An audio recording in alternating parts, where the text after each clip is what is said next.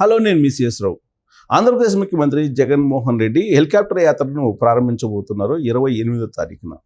ఆ సందర్భంగా ఆయన భారతీ రెడ్డిని కడప ప్రచారానికి ఉంచబోతూ ఉన్నారు.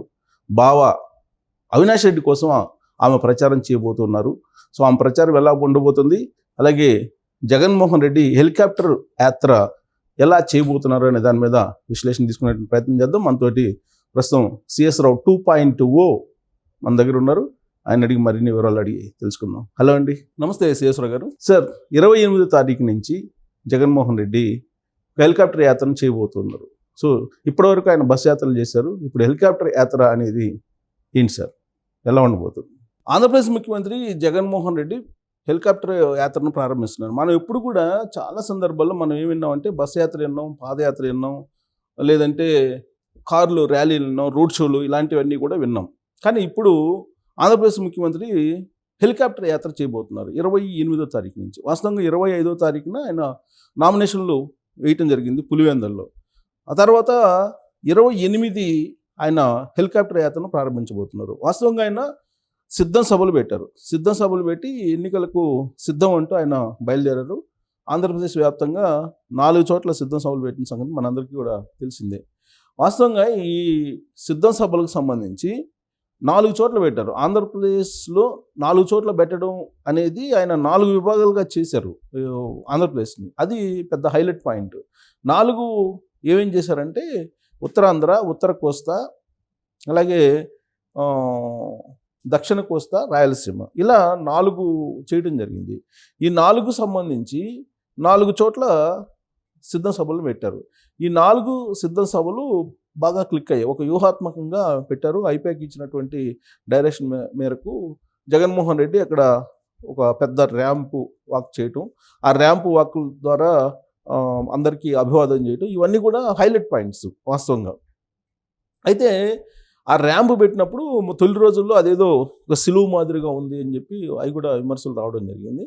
సో ఆ విమర్శలు అనేది కామన్. విమర్శలు అనేది ఏ పార్టీకైనా రావడం అది శరమామూలే. కానీ ఈ పార్టీకి రావడం అనేది ఇప్పుడు కొత్తగా సిలువ ఆకారంలో ఉండటం అనేది జగన్మోహన్ రెడ్డి మీద ఒక క్రిస్టియన్ అనేటువంటి ముద్ర ఇవన్నీ ఉన్నాయి కాబట్టి దాన్ని ప్రత్యర్థి పార్టీలు హైలైట్ చేయడం జరిగింది. అయితే జగన్మోహన్ రెడ్డి సిద్ధం సభలు 4 పెట్టినప్పుడు బాగా భారీగా క్లిక్ అయ్యాయి అనేది ఆ పార్టీ యొక్క అంచనా. సో ఆ పార్టీ ఏం చేసిందంటే ఆ సిద్ధం సభలను పెట్టడం ద్వారా ఒక హైప్ క్రియేట్ చేసింది.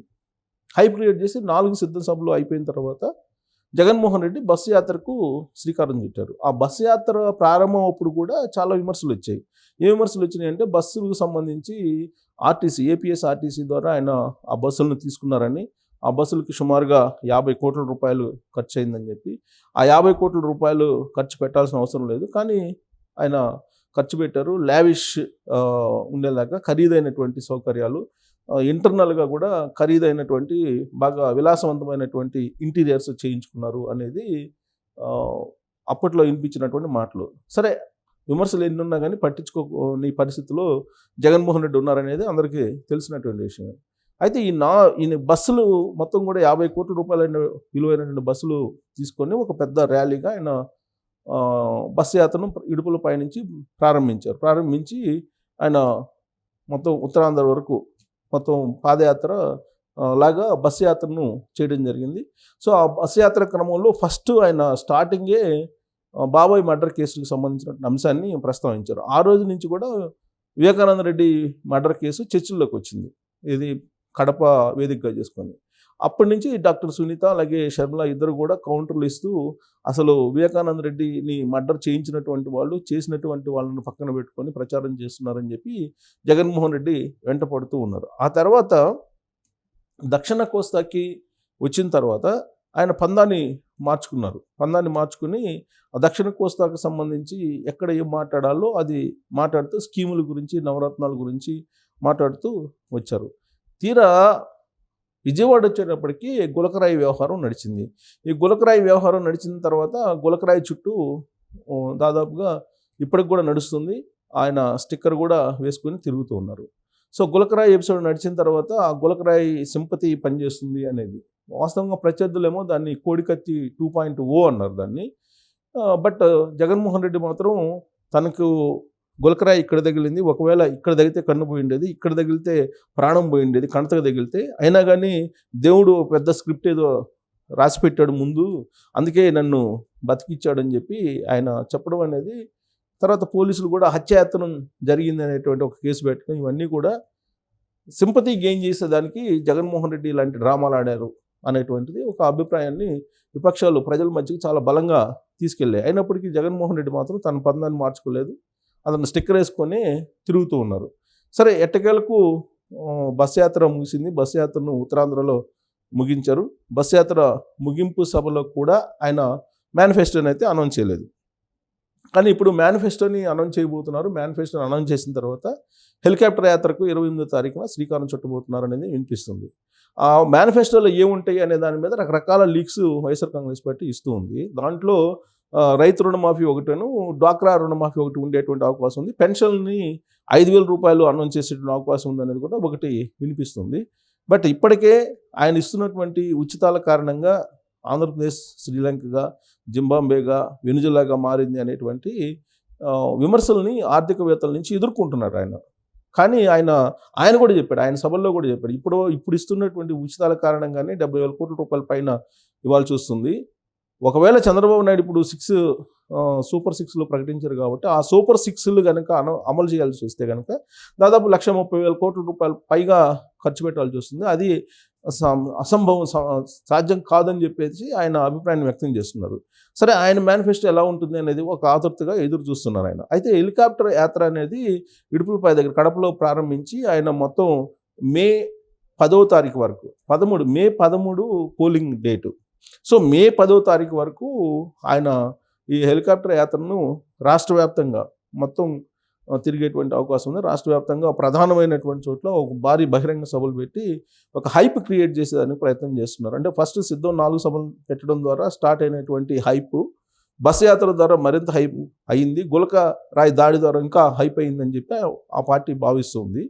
ఇప్పుడు హెలికాప్టర్ యాత్ర ద్వారా భారీ బహిరంగ సభలు పెట్టి తన పార్టీ యొక్క బలం ఏంటి అనేది ప్రజల ముందు పెట్టడానికి, ప్రదర్శించడానికి ప్రయత్నం చేస్తున్నారు. ఇదంతా ఒక ఎత్తు అయితే, వివేకానంద రెడ్డి మర్డర్ కేసుకు సంబంధించినటువంటి వ్యవహారం అంతా కూడా అవినాష్ రెడ్డికి సంబంధించి ఆయన గెలుపు ఓటములు నిర్దేశించే స్థాయికి ఇప్పుడు వచ్చేసింది. అంతేకాదు, వివేకానంద రెడ్డి మర్డర్ కేసు ద్వారా 2019లో జగన్మోహన్ రెడ్డి గెలిచాడనేది కూడా రాష్ట్ర వ్యాప్తంగా చర్చ జరుగుతున్నటువంటి క్రమంలో దానికి ఫుల్ స్టాప్ పెట్టేందుకు అసలు వివేకానంద రెడ్డికి సంబంధించినటువంటి మర్డర్ అంశంలో అవినాష్ రెడ్డి లేడు, అతను పిల్లాడు అనేటువంటి విషయం చెప్తూ ఆయన మర్డర్ చేయలేదని నమ్మకంతో నేను టికెట్ ఇవ్వడం జరిగిందని వివరణ ఇచ్చారు.